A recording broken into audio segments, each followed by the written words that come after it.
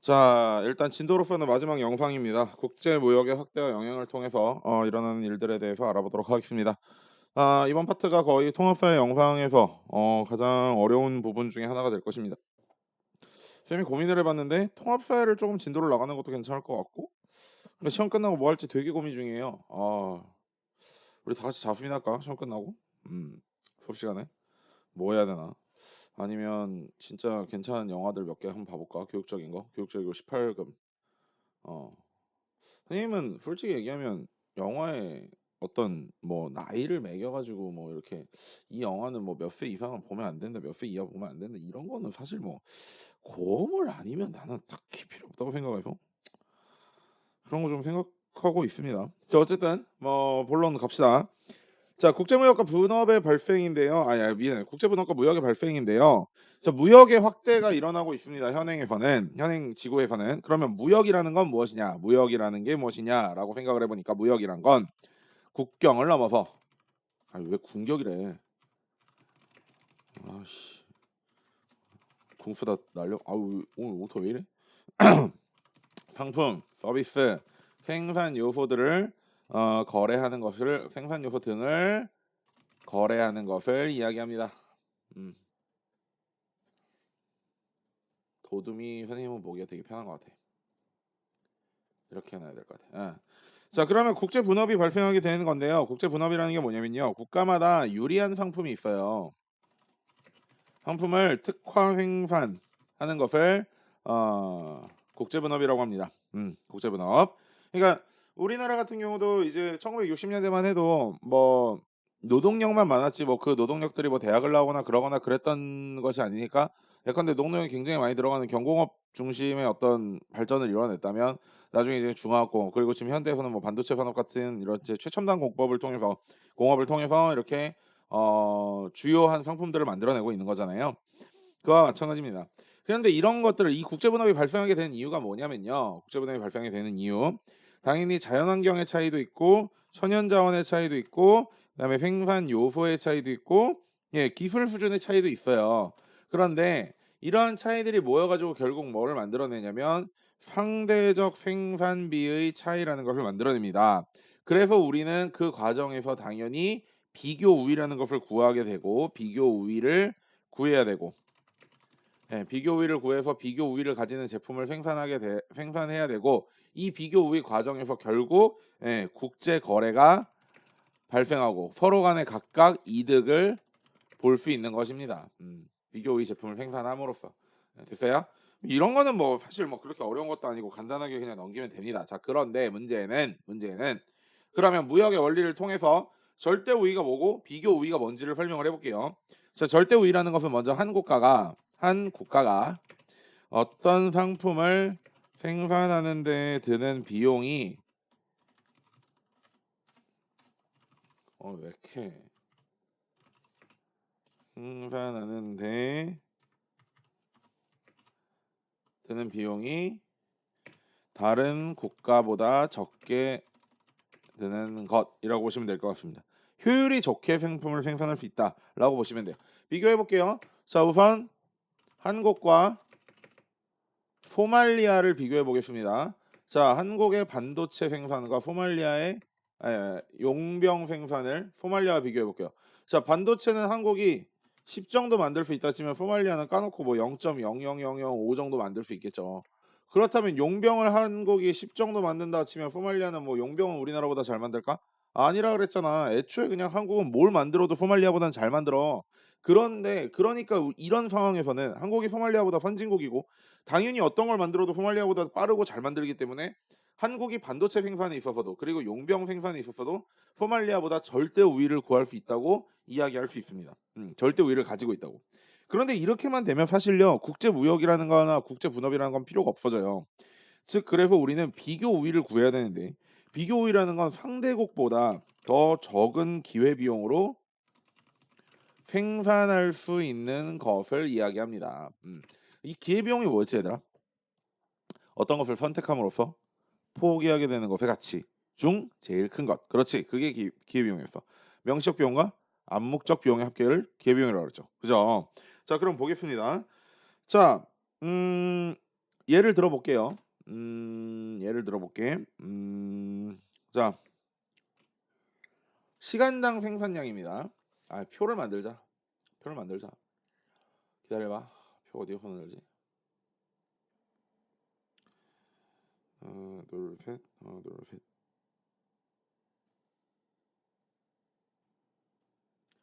이거를 텍스트를 위에다 올리고 이걸 가지고 한번 해볼게요. 아, 나 이런 디자인 개 싫어하는데 그냥 깔끔한 디자인 없나? 아, 이것도 싫은데 그냥 왜? 그냥 모든 테두리 없음. 음영도 다 없음. 그리고 모든 테두리. 자, 이렇게 할게. 자, 시간당 한장이네. 글자는 됐지. 자, 시간당 생산량입니다. 자, 뭐 A곡, B곡 합시다. 자, 그냥 예를 들어서 뭐 반도체, 섬유 이렇게 합시다. 됐어요? 자, A곡은 반도체를 생산하는 데 있어서는 O, 섬유를 생산하는 데 있어서도 O라고 합시다. 아니야. 이렇게 하지 말자.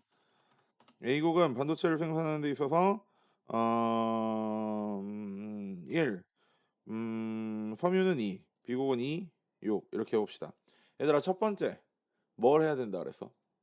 첫 번째, 그렇지, 생산량이냐 생산 비인지를 먼저 살펴보고, 두 번째 비자 양모라는 공식을 외우면 된다 그랬어요. 그죠? 자, 비자 양모니까 여기를 정해봅시다. 자, 비자 양모, 이거는 지금 어디로 가야 돼? 분모로 가야 돼. 그치? 분모로 가야 되니까 1이 짝대기가 어디로 올라가야 돼? 위. 그러니까 비교 대상이 되면 이렇게 돼야 되겠죠. 그죠? 여기는 이렇게 돼야 되고. 맞아요. 분모로 가야 되니까. 맞긴 뭘 맞아. 맞긴 뭘 맞아. 일로 내려가야지. 새끼들 한번 낚으면 그냥 다 낚이는구만. 다 낚여. 내가 말했잖아. A국이 반도체를 생산하는 동안 섬유를 포기해야 되는 거고, 섬유를 생산하는 동안 반도체를 포기해야 되는 건데, 여기 숫자가 같다고 여기 가서 1분의 2 맞죠? 그러니까 얘하고 쫓아오는 거 봐. 이 새끼들 진짜 집중 안 하나. 그지? 자, 이게 기회비용이야. 맞잖아. 자, 그러면 여기는 어떻게 해야 돼? 2가 어디로 가야 돼? 분모로 가야지. 이게 맞지? 맞아? 그다음에 여기는 얘가 분모로 가야 되니까 이게 맞잖아. 그치? 자, 그러니까 이제는 비교를 해야지. 반도체 기회비용이 더 적은 건 어디예요? A국. 그러니까 A국이 뭘 만들고? 반도체를 만들고. 그 다음에 저기 섬유의 기회비용이 더 적은 건 어디야? 2분의 1과 3분의 1이니까 여기가 더 적잖아. 그러니까 B국이 뭘 만들고? 섬유를 만들고. 이렇게 하면 된다고. 됐어? 자, 그럼 이제 시간당 생산 B로 바꿔보자. 생산 B로. 어. 자, 생산비로 바꿔서 예컨대 반도체 섬유 그대로 그냥 유지시키고, 반도체 섬유 그냥 유지시키고, A국이 반도체를 만드는 데는 $150가 들어가고, 섬유를 만드는 데는 $100가 들어간다고 쳐보자. 그다음 B국은 반도체를 만드는 데 $100 들어가고, 그다음에 섬유를 만드는 데는 $50가 들어간다고 쳐보자. 자, 여기서 지금 시간당 생산 B가 됐으니까 B자 양모니까 얘가 B자로 가야 되잖아. 그렇지? 그러니까 이제 어떻게 해야 돼? 이렇게 하면 되지. 니네 또 낚일래? 여기 백하고 똑같다고 지금. 그렇고 이게 비좀 비자 양모 쓴 거 맞아? 아니잖아. 아니잖아. 그치? 잘 따라와 얘들아. 집중해야 돼. 자, 150이 뭐가 돼야 된다고? 생산비니까 비자. 그러니까 150분의 어디야? 100. 그렇지. 자, 그럼 비곡은 어떻게 돼? 비곡은 여기를 먼저 구해야 돼. 아니야? 아니야 얘들아. 여기 먼저 내려와야 돼. 반도체를 생산할 때 섬유의 기회비용이고, 섬유를 생산할 때 반도체의 기회비용이야. 이게 분모가 돼야 되겠지. 맞아? 자, 그럼 여기도 가볼게. 자, 반도체 생산할 때 기회비용이 뭐야? 비자 양모니까 생산비니까 분자로 가야지. 이게 맞지? 자, 그다음에 뭐가 맞아? 50대 100이 맞고. 그치? 자, 그러면 반도체와 A국의 B국의 뭐가 생산비가 더 적어? 여기는 1.5, 여기는 2. 그러니까 1.5가 더 적은 거잖아. 내가 말했지? 비자 양모를 썼기 때문에 일단 이걸 통해서 구해진 기회비용은 무조건 어떤 게 좋다? 작은 게 좋다고. 됐어? 어려울 게 하나도 없어 얘들아. 어려울 게 하나도 없어. 그치? 헷갈리지 말고 비자 양모 정확히 계산하고, 그다음에 분자 분모 헷갈리지 말고 그다음에 기회비용 더 적은 것만 찾아내면 돼. 자 그럼 여기서 반도체를 만들어서 더 이득을 보여야 되는 애들은 A국이야 B국이야? 이걸 또 왜 버퍼링이 걸리냐? 기회비용이 더 적은 게 뭐야 둘 중에? 여기잖아. 그치? 여기 맞아? 1.5 여기는 2 그렇잖아. 그러니까 A국이 반도체를 만드는 게 이득이고 여기는 3분의 2니까 0.666 여기는 0.5 그러니까 뭐가 B국이 섬유를 만드는 게 더 이득이라고. 됐어? 이렇게 하는 거야. 이렇게 하면 비교의 금방 구할 수 있어요. 그쵸? 자 그럼 마지막으로 보겠습니다. 비교는 이렇게 간단하게 보면 되고요. 국제 무역 확대에 따른 영향을 보겠습니다. 자, 긍정적인 영향은 뭐가 있을까? 여기 뭐 표가 크니까 그냥 글자 크기 좀 키워줄게요. 한 14 정도 키우면 될 것 같은데. 도dom으로 쓰고 볼드 넣고 텍스트 위에서 맞추면 자, 소비자는 상품의 선택의 폭이 커지고요. 그리고 해외 취업이 되고 그 과정에서 생활 범위가 증가하게 되고 넓어지죠. 그쵸?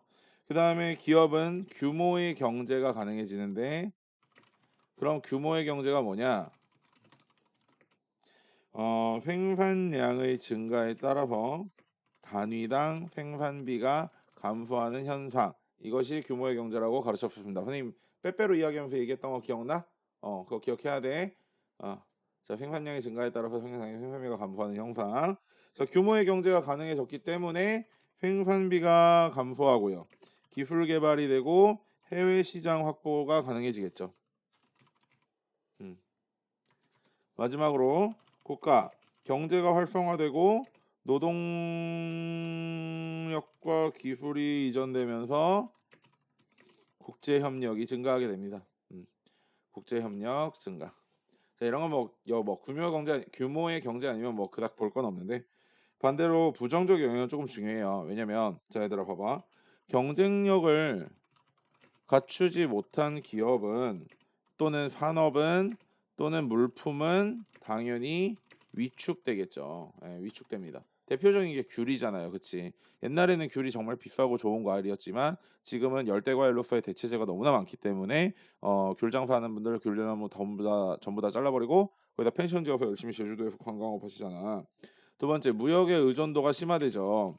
우리나라 같은 경우는 미국이 죽어도 우리나라도 죽고 중국이 죽어도 우리나라도 죽어요. 대미 대중 무역 의존도가 너무 높기 때문에. 그래 무역 의존도가 심화되고 그것 때문에 이제 우리나라가 사드 배치나 이런 거 했을 때 중국에 무역 보복 받고 그랬잖아.